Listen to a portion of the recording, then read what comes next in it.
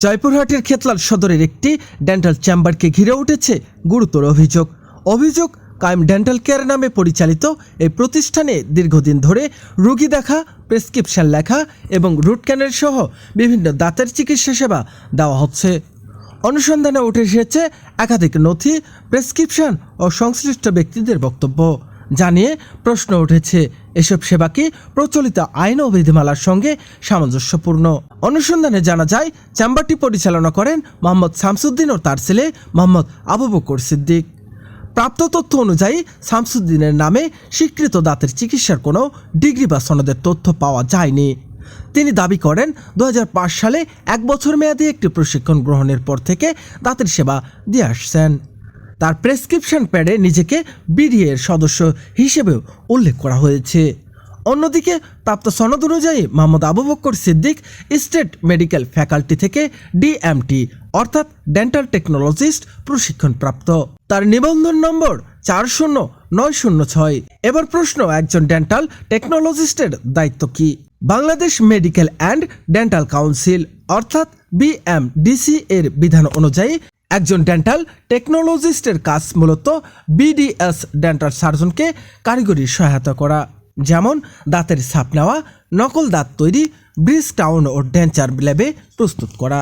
অন্যদিকে রোগী দেখা, রোগ নির্ণয়, প্রেসক্রিপশন লেখা, ঔষধ প্রদান, ইনজেকশন দেওয়া, দাঁত তোলা কিংবা রুট ক্যানেল চিকিৎসার মতো সেবা শুধুমাত্র বিডিএস ডেন্টাল সার্জনের জন্য সংরক্ষিত।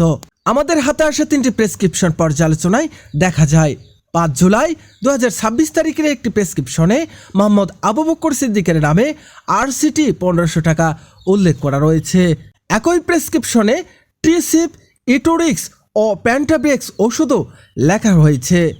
15 জুলাই 2026 তারিখের আরেকটি প্রেসক্রিপশনে তার নামে ড্যামোক্সিল 500 mg এবং ইটোরিক্স 120 mg লেখা রয়েছে।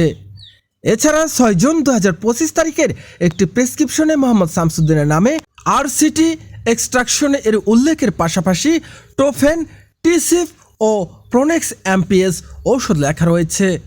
এসব নথির ভিত্তিতে প্রশ্ন উঠেছে, প্রেসক্রিপশন লেখা এবং চিকিৎসা সেবা প্রদানের ক্ষেত্রে বিএমডিসি এর বিধান অনুসরণ করা হয়েছে কিনা। অনুসন্ধানের সময় মোহাম্মদ শামসুদ্দিন তার প্রশিক্ষণের বিষয়টি উল্লেখ করেন।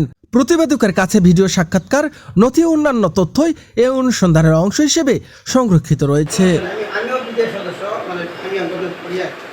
আপনি বিডিএস যে সদস্য, এটা আপনি কিভাবে বিডিএস সদস্য, কি মূল্যে আপনি? আমি হলো ঢাকা ডেন্টাল অ্যাসোসিয়েশন মানে কত বছরের কোর্স ছিল?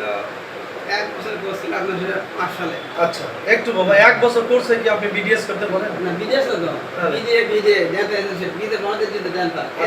আমি ঘটনা হচ্ছে, আপনি যে অ্যান্টিবায়োটিকটা লিখছেন নিজে হাতে, এটা কি আপনি ভুল স্বীকার করছেন? না, হ্যাঁ অবশ্যই বুঝেন, ওটা আমাদের শুনেন লিখতে গেলে কাছে লাগবে, লেখা লাগছে না। আপনি তো লিখছেন শিও। জি লিখছি, আমাদের ওরা লেখা হলো আমাদের ফোনতে লেখা লাগবে, আমাদের সেই ক্ষেত্রে আমার লেখা লাগে তারপর শুনলে বুঝলাম তোমার হার্ট, অ্যাজমা, ডায়াবেটিস সমস্যা আছে, শুনলে আমার তাহলে গুণক নাকি ওটা করেন?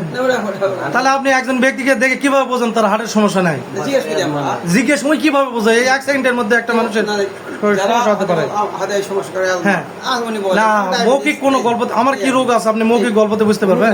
স্বাস্থ্য অধিদপ্তরের এক কর্মকর্তা নাম প্রকাশ না করার শর্তে বলেন, আইনগত অনুমোদনের বাইরে দাঁতের চিকিৎসা দেওয়া হলে রোগের সংক্রমণ, চিকিৎসাজনিত জটিলতা এবং অ্যান্টিবায়োটিক এর অপব্যবহারের ঝুঁকি তৈরি হতে পারে।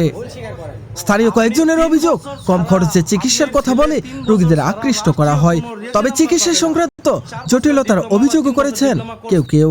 এ বিষয়ে সংশ্লিষ্টদের বক্তব্য নেওয়ার চেষ্টা করা হয়েছে।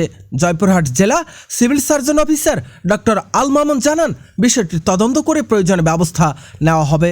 একই সঙ্গে বিষয়টি দ্রুত তদন্তের দাবি জানিয়েছেন স্থানীয়রা।